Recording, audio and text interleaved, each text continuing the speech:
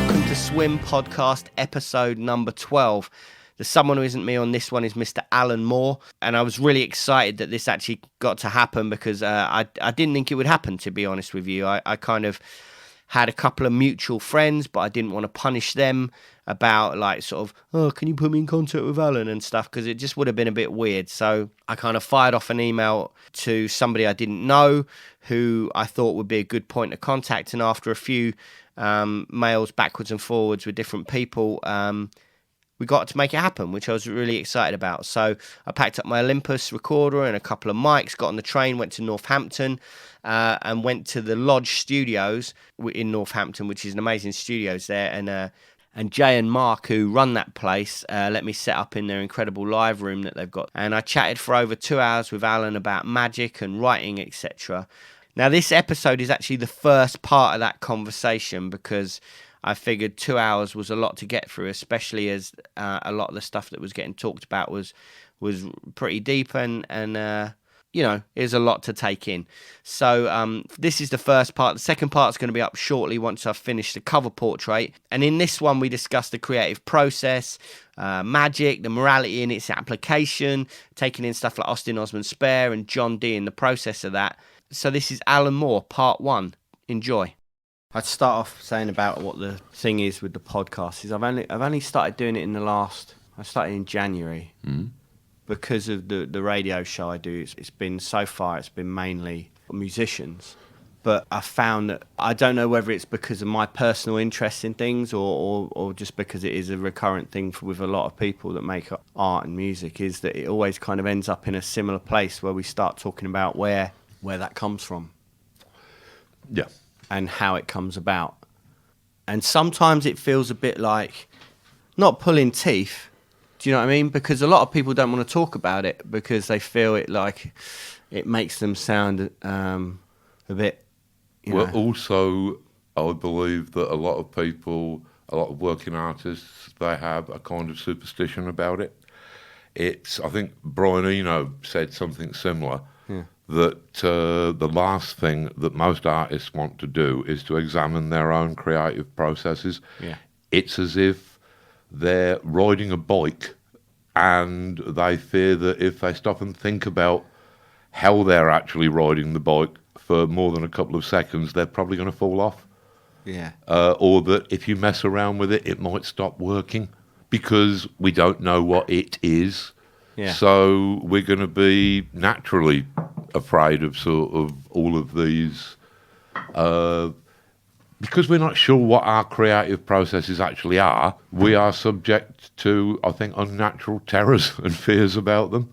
Yeah. If we were professional drivers, say, if we were Chris Evans or someone like that, then presumably if you spent a lot of time driving, you would at least want to know the vague mechanics of what's under the bonnet, that if your car stops, you would want to know at least a few basic things that you could try to get it to start again. This must surely be the case with anybody whose life is dependent upon the creativity that they can turn out. I mean, I've always thought that it's far better to try and understand these processes as deep a level as possible. I agree. Yeah, as I said, a lot of people will generally get around to a certain point, and then when you press that point to people and say, I believe that there is a certain degree of you're acting on things that are moving through you. Well, it's kind of... I remember that long ago when I used to attend conventions, there was one particular question from the audience that me and my fellow semi-professionals would single out for particular sneering and jeering, which was, where do you get your ideas from? Yeah. And we would heap scorn upon anybody who asked that and say, what a stupid question, because basically we didn't know. Yeah. We couldn't answer that question. And like I was saying, for creative people whose lives depend upon this, that has got to be a bit unnerving. You know, it's like being a farmer and having no clue as to how the weather works or how kind of crop rotation works or anything. Yeah, so, I mean, this was one of the things that led me at the age of 40 to start thinking about magic Yeah. a bit more seriously and to overcome some of my prejudices, perhaps. See, this is the thing that I find interesting is that you very famously said that on your birthday that you were going to declare yourself a magician. But surely at that point, wasn't it kind of a given anyway? And I remember you saying that a lot of people didn't really bat an eyelid.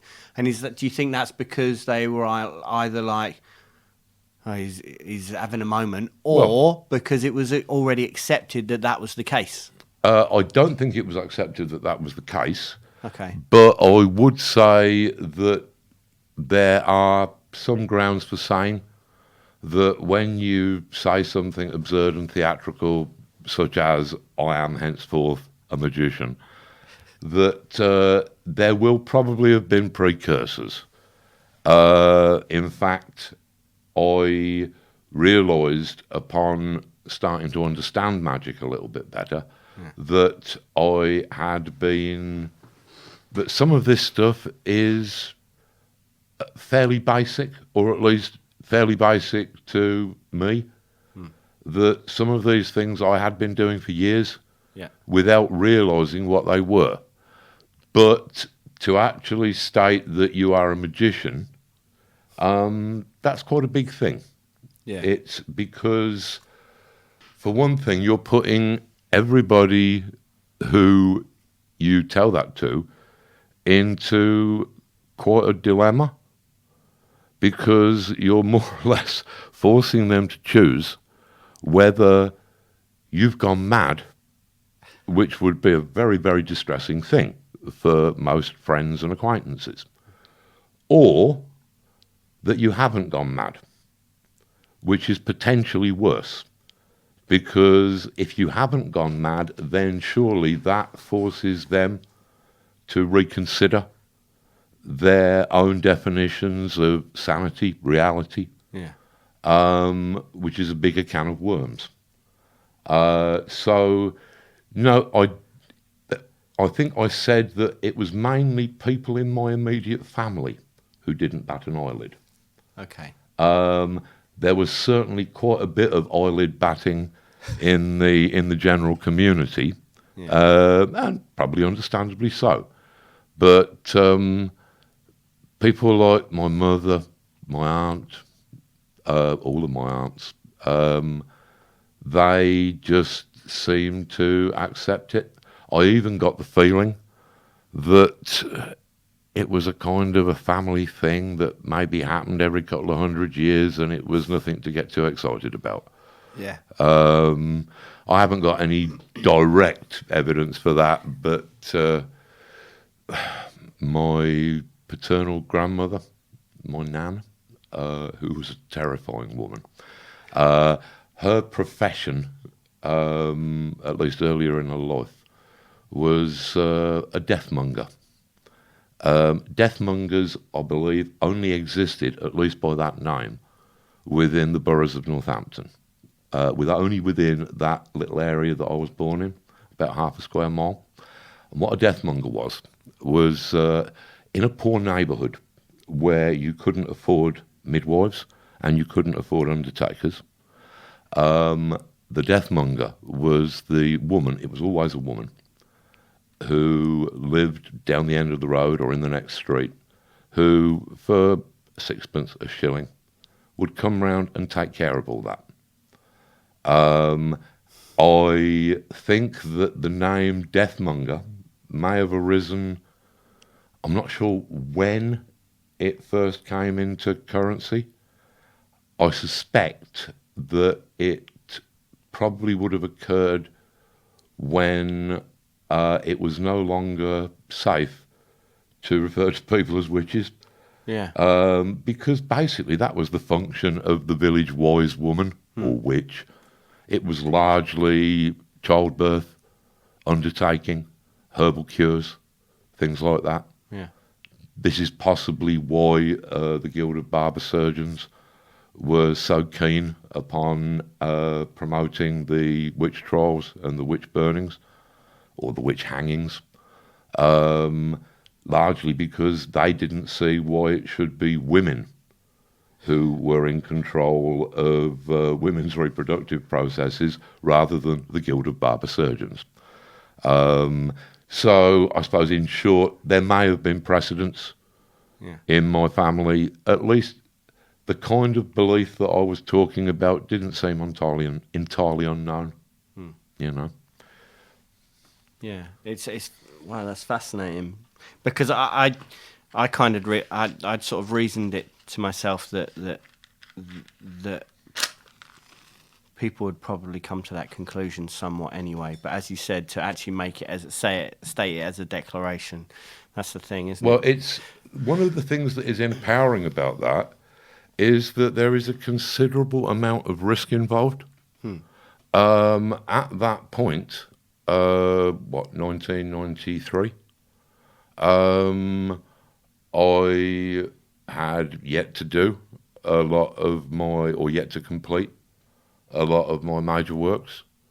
My reputation was by no means set in stone, and I was risking that reputation. Yeah. Which was pretty much all I had.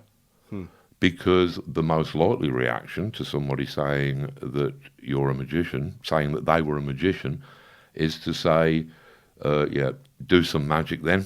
And if you can't sort of pull the rabbit out of the hat, to say, well, in that case, you're mad or a fraud. So there is a certain amount of risk. And that in itself is quite empowering, because you are more or less saying, look, I'm serious about this and I don't care what the world thinks of me. Yeah. I am going to do this whatever anybody thinks or says. That in itself is quite a statement, quite a declaration. And it's really powerful. Yeah, it's very powerful. And then once you did that, that's when you started to... Were you aware of... You must have been aware of various... I don't know. Because I think magic nowadays is very much like the way it's approached. There's two ways, obviously. There's you get your people which are following a very set tradition, like, I don't know, like the Golden Dawn or whatever. But then you also have, through the 80s, when you had, excuse me, through like music mainly, you had, with bands like Coil and with Psychic TV, and where you had Topi, it just seemed like that opened the door for where it felt like it was a very punk rock thing, and like anyone could start practicing chaos magic, and it was like bricolage. Everybody was taking, I'll have a bit of that, and we'll have a bit of spare, and we'll have a bit of this, and yeah. So you, what I meant was, you must have been, were you aware of all these things? Well, I've been aware of magic since I was a 5-year-old child, but I had a 5-year-old child's conception of what magic was. Yeah. As I got older, I realised that I was probably right the first time. 5-year-old children, I think, perhaps have an instinctive grasp of this kind of thing. Yeah. So, yes, and when I was, around 11, 12, I was reading the supernatural fiction of Dennis Wheatley, and I would contend, and I think Ian Sinclair would agree with me, 11 or 12 is the only age that you can read Dennis Wheatley and take him seriously without noticing all of the racism and the colonialism and all the rest of it. Yeah. Around that time, I became interested in a 12-year-old boy manner in the occult. Yeah. It lasted for about a year and didn't really yield much. I was aware of the contemporary occult scene, such as it was. I was largely aware of it through unusual sources, mainly through Joe Barocco's Chaos magazine. Okay. KAOS. Joe Barocco is, I think, one of the most fascinating individuals on the magic scene. He He's, well, depending upon how he's feeling, he's a really good diabolist, quite seriously. Yeah. And there's not many people who, although they can talk about this stuff, Yeah. there's not many people who can actually do it. I'm not saying that that's a good thing or a bad thing. I'm just saying it's a thing. Yeah. But Joel's Chaos magazine had a very, very irreverent approach to the magic scene itself. And he was perhaps not the biggest admirer of the Chaos magic movement. And that was an opinion that I think both myself and the late Steve Moore came to share with him. Okay. I mean, like in our history of magic, the Lives of the Great Enchanters, Old Moore's Lives of the Great Enchanters, that will be forthcoming in the Moon and Serpent Bumper Book of Magic, where we run through 50 of the most important, in our opinion, magical figures, whether they were real or not. Okay. Because there's really no difference, or very little difference, in that they have contributed to the idea of magic. Yeah. But when we get to the 80s, we are quite critical of the Chaos magic movement. I mean, this is because you can see that it was almost symmetrical to the birth of the New Age movement on the other side of the Atlantic, but in the same time period, in the 1980s. Yeah. Both of these were largely concerned with practical magic, with actually effecting change in the material world.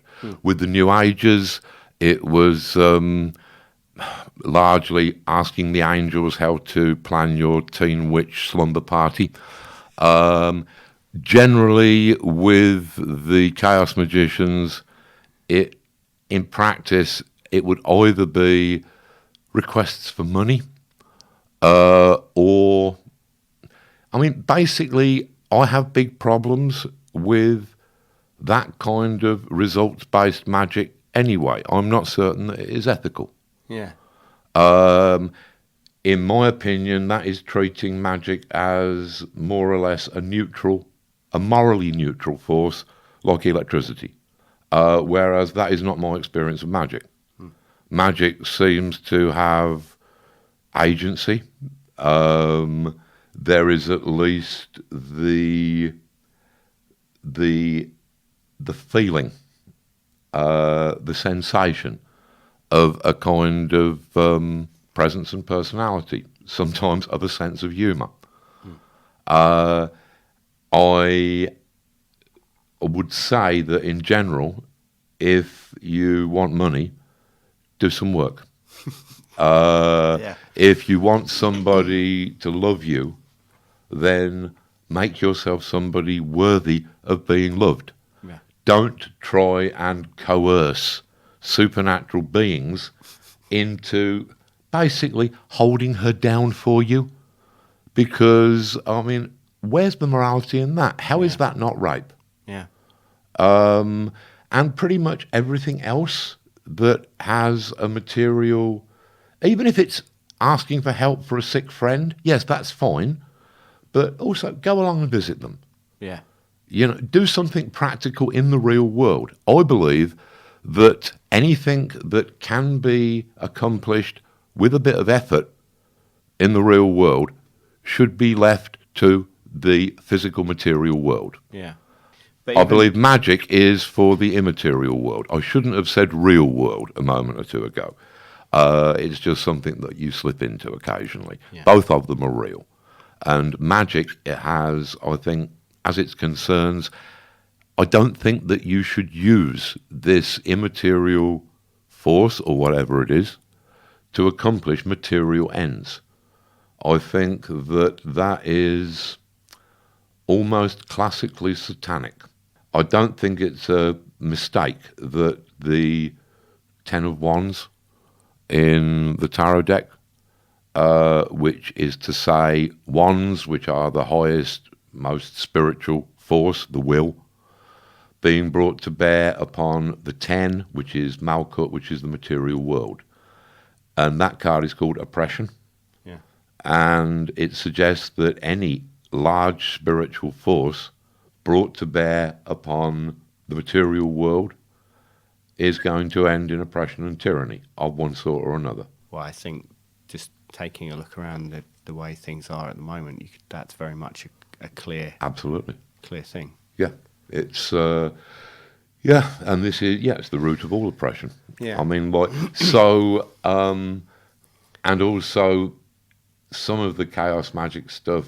I remember when Steve Moore briefly joined a chaos magic temple in South London. He didn't really get on with it well. He asked why the robes had to be black, and was told that was the most ignorant question that the questionee had ever heard. I suspect he didn't know. Yeah. And also Steve was saying that the kind of magical discourse in the group was largely, yesterday I did a sigil to see a black dog and then I saw one. Yes, I'm sure you did. And or some people asking or suggesting that they thought they had an elemental trapped in their wand and didn't know how to get it out, to which Steve had said, well, look, firstly, are we sure that elementals exist? Are we sure that they can get trapped in wands? Is this causing you any problems that are kind of identifiable or discernible? So he didn't last long in the chaos magic group. Yeah. That perhaps I shouldn't make a blanket sort of condemnation of the movement, but I have to ask how much it actually achieved. Yeah. I can see that it was probably a necessary revolution against the leftover magical orders of the 19th century. At the same time, most of those magical orders were either disbanded or were doing a pretty good job of attacking each other. I am not sure that the magical state, magic in England, I'm not sure that it's been in a particularly healthy state for quite a while. And I think... Sorry, no, I didn't want to interrupt. I was just curious. Do you think that's because the people that are approaching it are totally misguided, like you said, doing things for the wrong reasons? But then even Spare made like racing cards to try and he did, but predict the horses. He sold them. Yeah. That was how he got money. Yeah. By selling the racing cards that he'd done. Yes, they were an occult product, but it was a completely fair exchange. Which is amazing as well when you think about it as well, isn't it? Yeah. I mean, look, Spare is astonishing. The more that you know about him, the more astonishing he gets. The less mythical he gets, but the more astonishing. I mean, I regard Spare's sigil magic as crumbs from his table, and of much less significance than Spare's astonishing artistry. Yeah.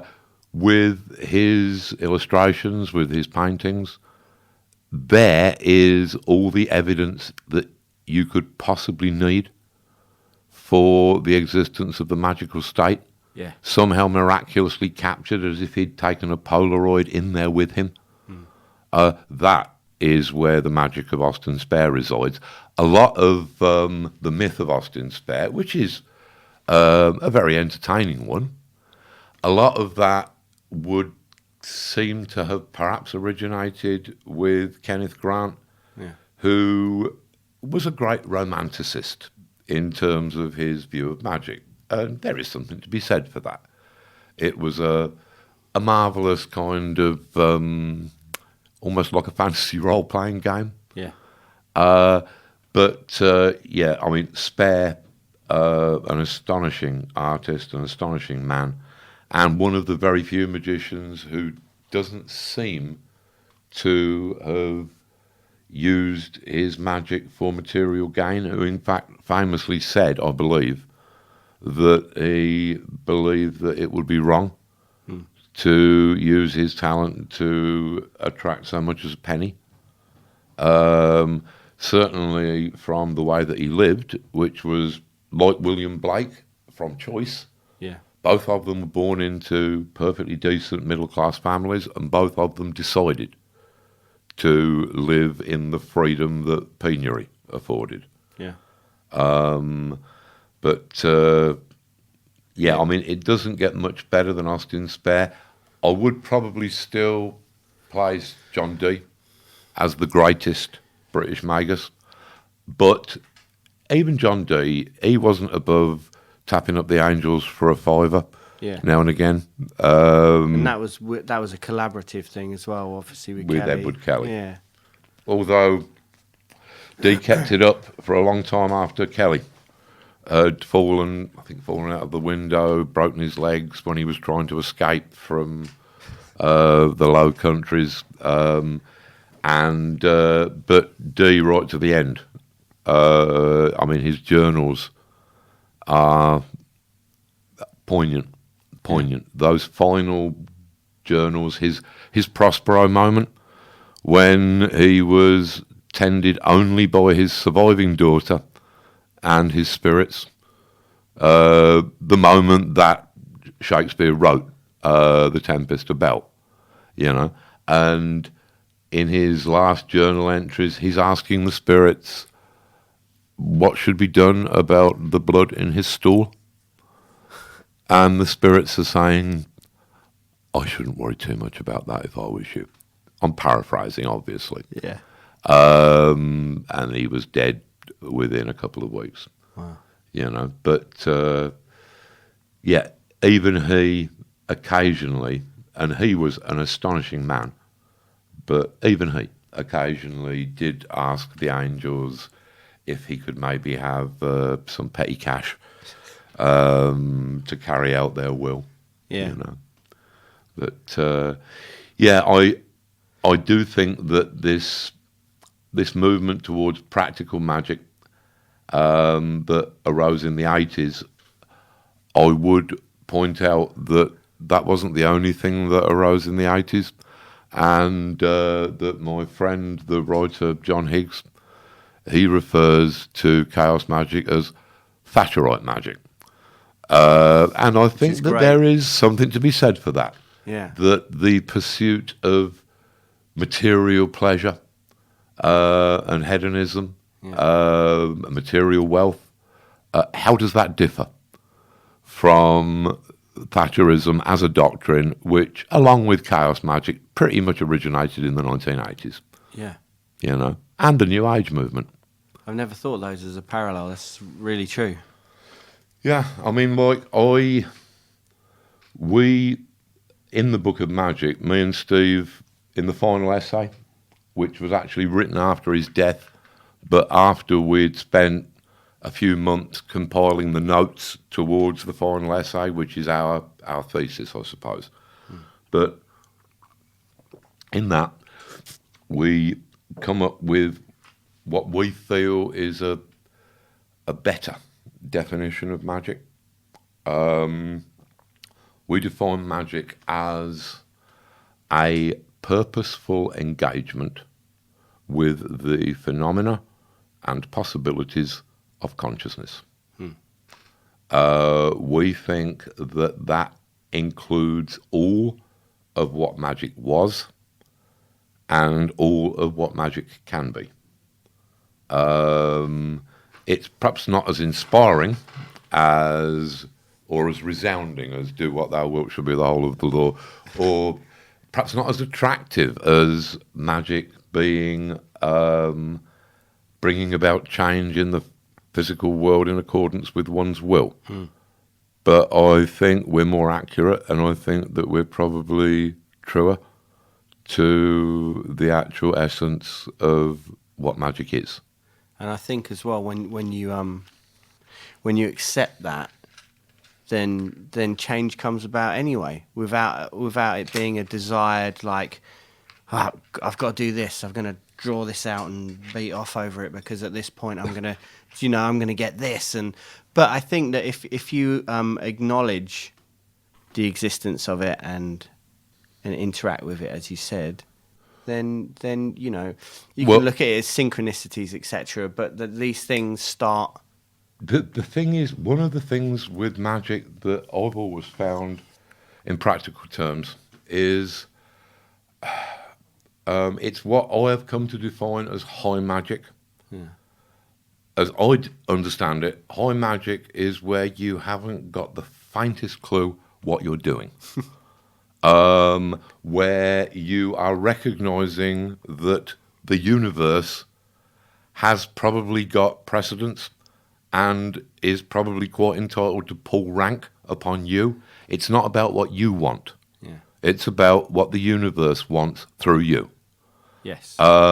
This is how creativity is best viewed. That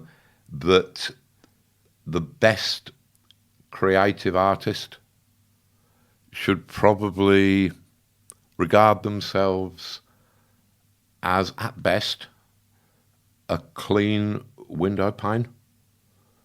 If window panes were animate and conscious, and they probably will be in a Pixar film within this millennium, but sort of they might look down at the beautiful rectangle of golden light that they're casting on the floor and think, aren't I wonderful? They might mistake themselves for the source of the light. Yeah. And I think that this is an analogy that holds true with artists. Yeah. That we are at best windows that let the light in, and probably the most that we can do is to try to be as clean as possible, and also to have a window with a useful vantage and of the correct width and height. Make it as big as possible. Allow it to let in as much light as possible. Yeah. But that doesn't mean that you're the sun. Yeah. It's a thing worth remembering. That's great. It's very true. I mean, like the main, we came to a lot of conclusions about magic. Perhaps conclusions is the wrong word. We made some what we felt were interesting observations, especially in that final essay, which I don't want to entirely preempt, but the basic thesis of it is that magic, the origination of magic, that would have occurred about 7,000 years ago, during what is known as the cognitive revolution, when we first started to get a handle upon language. And as modern language theory and consciousness theory assures us, language precedes consciousness, or at least consciousness of the modern kind. Before that, obviously, we must have had awareness. But it wasn't until we had language that modern consciousness happened. Now, the astonishing jump between that simple primordial awareness and the entire haunted palace that is the experience of modern consciousness, what must that have felt like to those human beings that were alive during that transition? Yeah. It would have been all the voices in your head. Before you had a word for thoughts, all the pictures in your head, before you had a word for images or dreams, before you had a concept for consciousness, where could they have come from, if not from gods, from spirits, from supernatural forces? It seems like a pretty fair assumption to me. Yeah. from that, we kind of... So magic was originally our way of understanding consciousness as a whole. It was our reaction to consciousness. And if language must have a precursor in representation, the idea that these marks on a cave wall or this sound somehow stands for that buffalo over there, so that is art, in other words. So art must precede language, language must precede consciousness, and the experience of all of these phenomena was what we called magic. So magic was a one-stop shop of existence, basically, at least at its beginning. And at its core was ecstasy. The ecstasy was what was being evoked by the shamans and shamankas. And in doing so, they were creating almost the entirety of modern culture. Dance, theatre, painting, songs, music, all of these things. Art. As a way of altering the consciousness of the community, of evoking ecstasy. Now, what happens is time moves on and we start to change, and we somehow get the idea of settlements. The agricultural revolution has happened, and this makes urban dwelling possible for the first time. And once you've got urban civilizations, importantly, people don't have to grow their own food. This enables them to specialise. So you're going to get a priest caste emerging. That is going to set up formal religions, or at least the beginnings of formal religions, and that is going to take away all of magic's spiritual component. Then you're going to get those famous bastards, artists, writers, and musicians coming into existence. They are going to take away magic's visionary capacity. But that's all right at first, because magic has still got science, or natural philosophy. It's still got medicine. It's still got the inner world. So that ticks along fairly nicely until, the Renaissance? At which point science is cleaved from magic. Because at that point they were running totally in parallel, weren't they? Well, they were the same thing. There was no distinction. John Dee was one of the scientists, one of the giants that Isaac Newton was famously standing on the shoulders of. He could not have done his work if Dee had not existed. Dee wrote the book upon navigation that made Britain that gave it its famous British sea power. He wrote books upon mathematics. He was a scientist. And he also spent a lot of his life talking to beings that, for diplomacy's sake, he had to describe as angels. So, all right, science and medicine, these are more or less taken away from magic to become parts of culture. So magic is limping along with the inner world. Oh, and it still has ecstasy, because that is the one thing that actually culture cannot assimilate. An urban settled culture has no place for ecstasy. It's the last thing you want. People becoming ecstatic, they don't do that according to a timetable. It's spontaneous and it's socially disruptive. So you don't want ecstasy.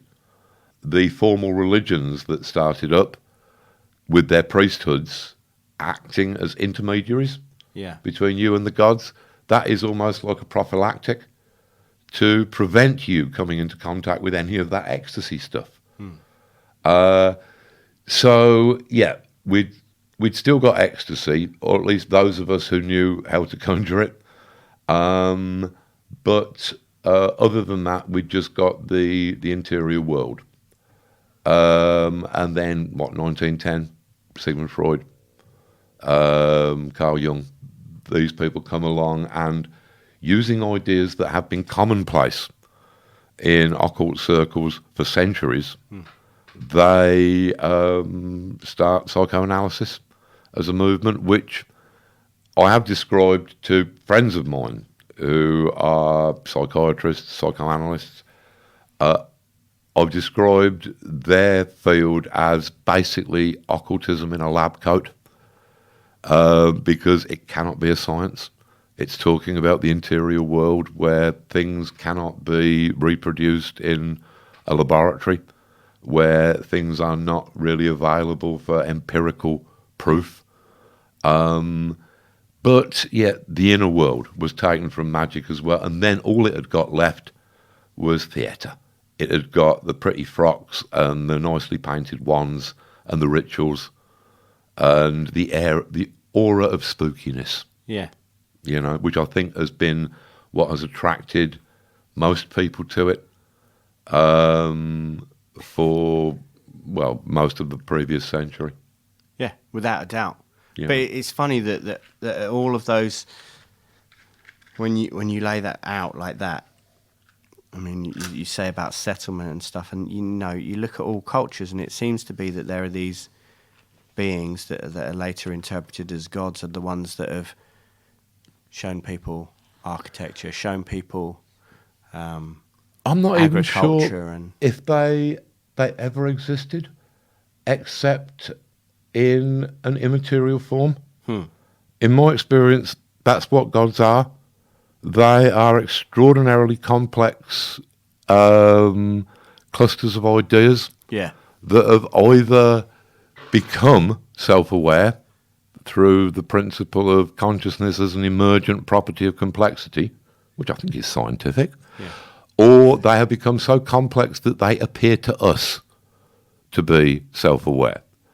So also, I think importantly, one of the other things that we talk about in this essay, and this I have to say is purely me.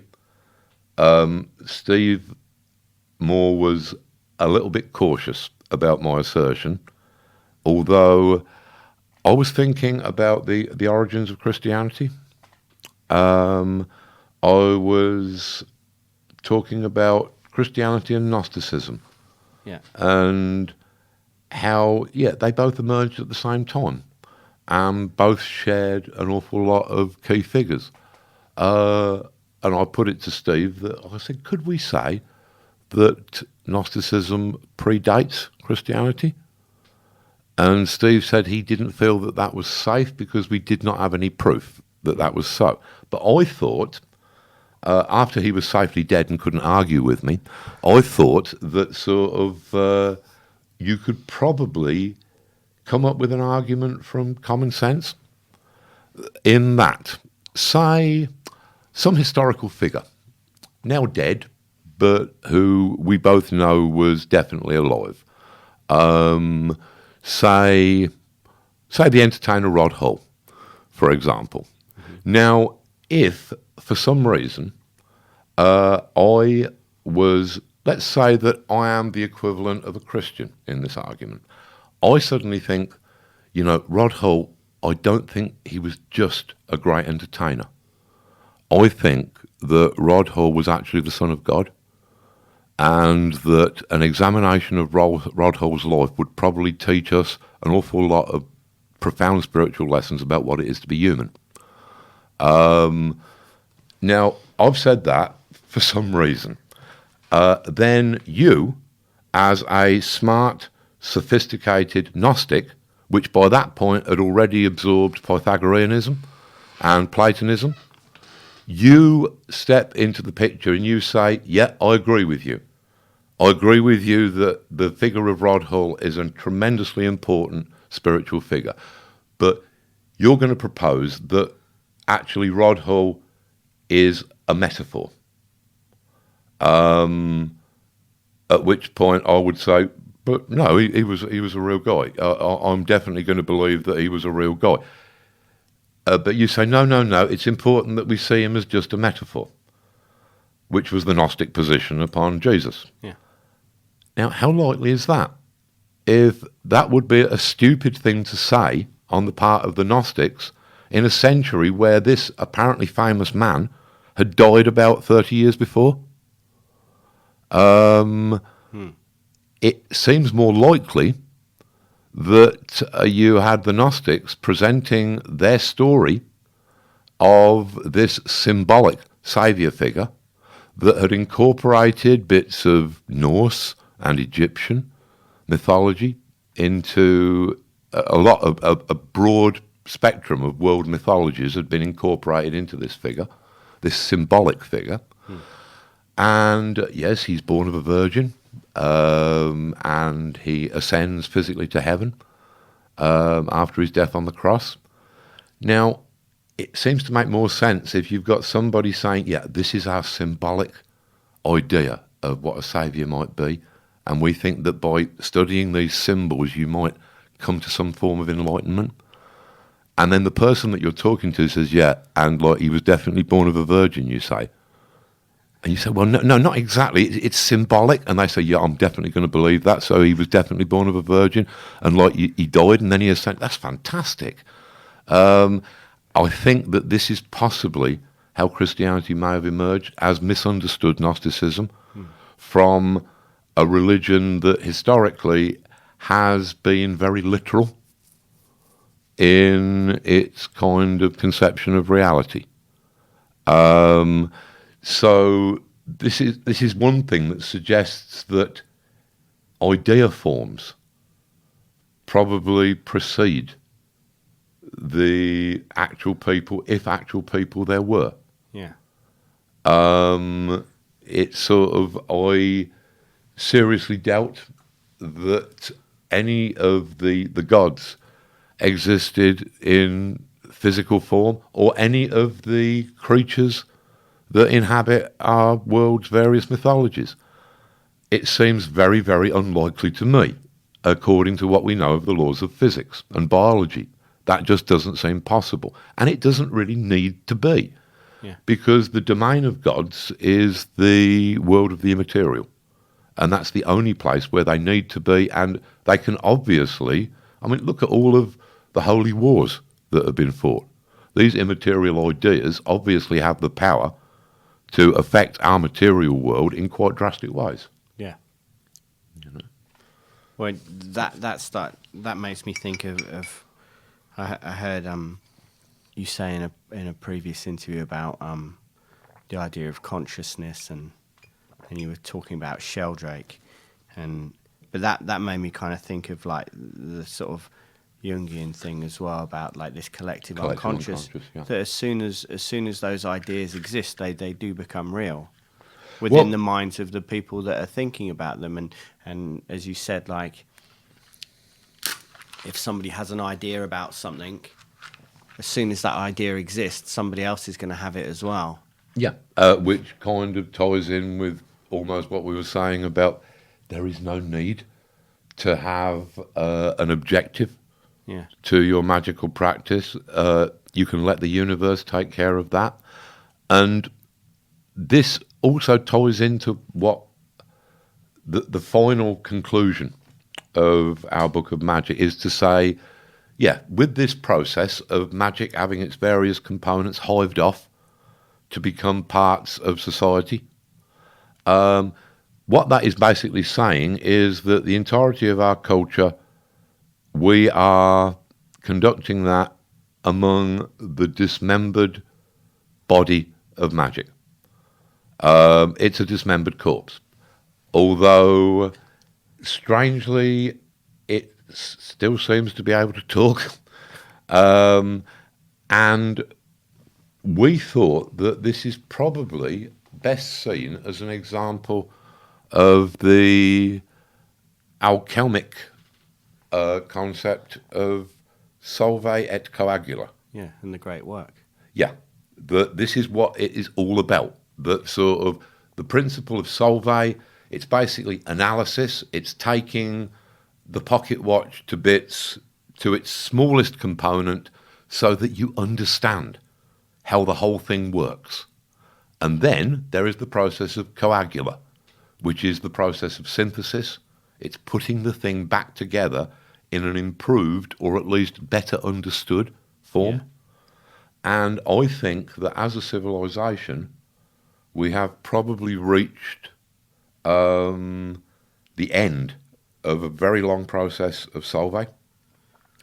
And I think that what kind of naturally has to happen is the beginning of a process of coagula, putting these components of what was originally a science of existence, a holistic science of existence, putting them back together in a better understood form into something that could once again be a central way of dealing with our much more complex existential world.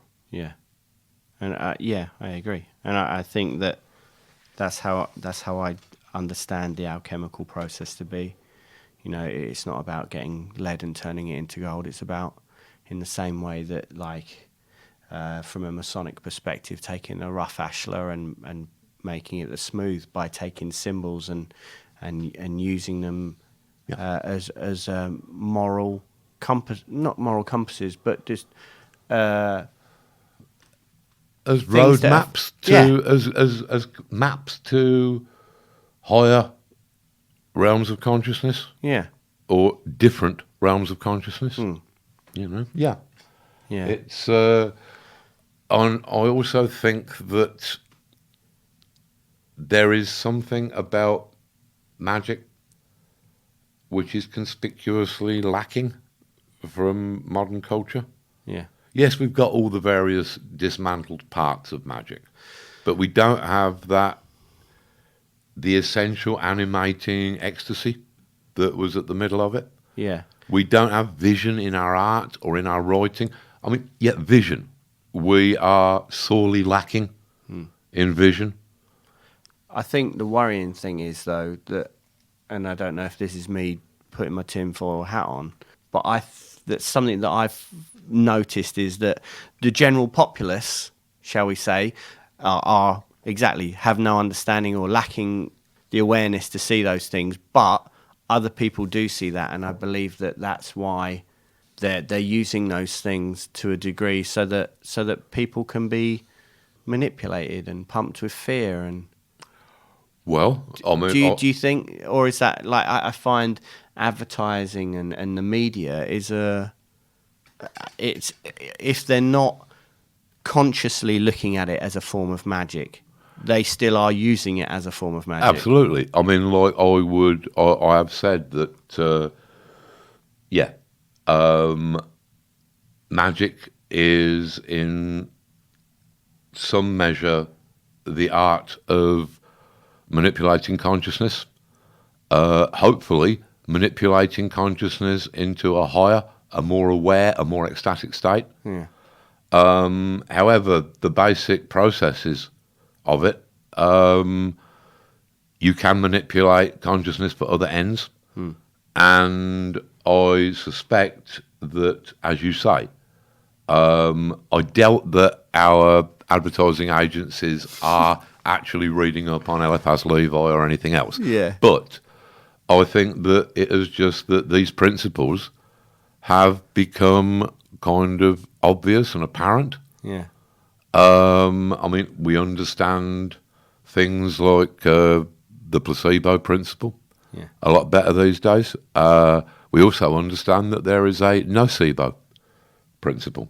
This is where you give people a sugar pill and you tell them that it may have side effects of nausea, headaches, vomiting, temporary blindness, whatever, and they will report exactly those effects. Yeah. It suggests that the mind is actually much more at the centre of our reality than we had supposed.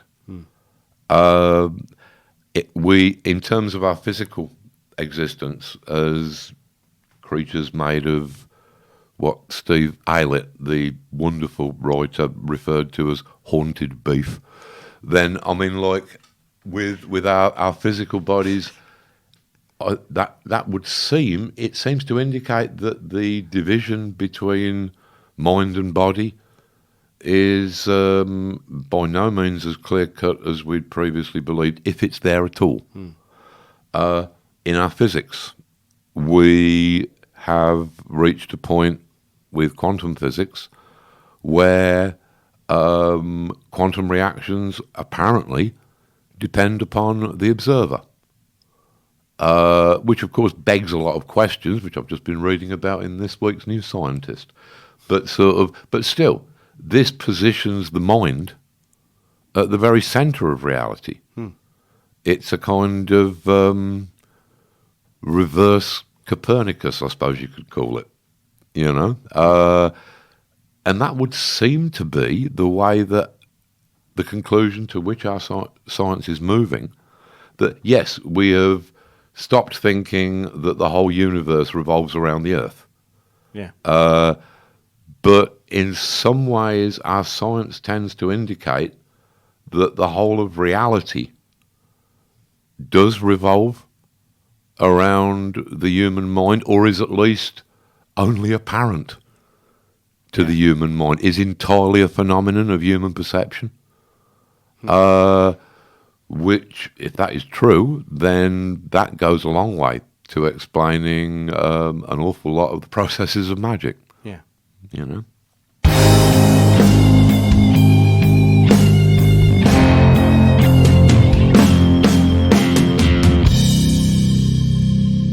Thank you for listening to episode 12 with Alan Moore. That was part one of the conversation with him. The second part's going to continue along similar paths, but we discuss his novel Jerusalem, H.P. Lovecraft and more. So remember to subscribe on iTunes. If you leave a nice review and a rating, that will be, I'll be happy for a short while, but that's better than nothing. Right, so we're up to part 10 of Providence, and if you haven't been reading that, that's his latest comic. It's amazing. You need to check it out straight away, and you can pre-order Jerusalem online now. Hit me up at Daniel P. Carter on Twitter and Instagram. Like I said, subscribe, share the love, tell everybody about it. Part